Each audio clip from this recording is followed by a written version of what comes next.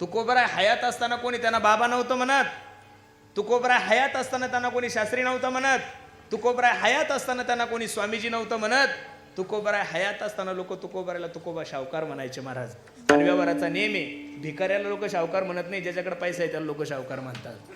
तुकोबरायला गरीब कसं म्हणता? अरे जिल्ह्याचा आमदार जर, तालुक्याचा आमदार जर तुमच्या ओळखीचा असला ना, तर जिल्ह्यात तुम्ही कोणाला भेट नाही, कोणाचंही लिटिगेशन काढता आणि कोणाच्याही गच्च्या धरता. फक्त एक साधा 5 वर्षाचा आमदार जर तुमच्या ओळखीचा असेल तर पोलीसवाला सुद्धा जिल्ह्यात गाडी अडवत नाही. तो म्हणतो ओय, त्या महाराजाच्या आणि आमदाराचे बरे संबंध आहे, गाडी अडवू नको, तो आमदाराचा माणूस आहे. अरे साधा 5 वर्षाचा आमदार जर तुमच्या आणि माझ्या ओळखीचा असला तर जिल्ह्यात आपल्या गाड्या कोणी अडवत नाही.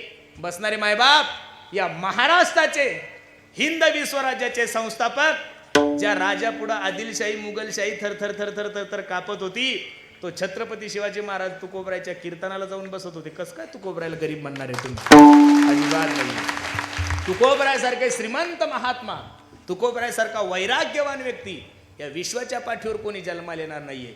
बरेचसे लोक म्हणतात की आमचे संत असे ना आमचे संत. हा, जगद्गुरु तुकोबरायसारखा ऐश्वर्यवान मनुष्य विश्वाच्या पाठीवर परत कोणी जन्माला आलेला.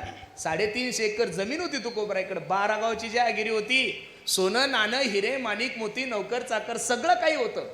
पण तुकोबरायचं नशीब एवढं खराब की दुर्गा देवी नावाचा दुष्काळ पडला आणि तुकोबरायची सर्व संपत्ती गेली. महाराज प्रमाण घ्या.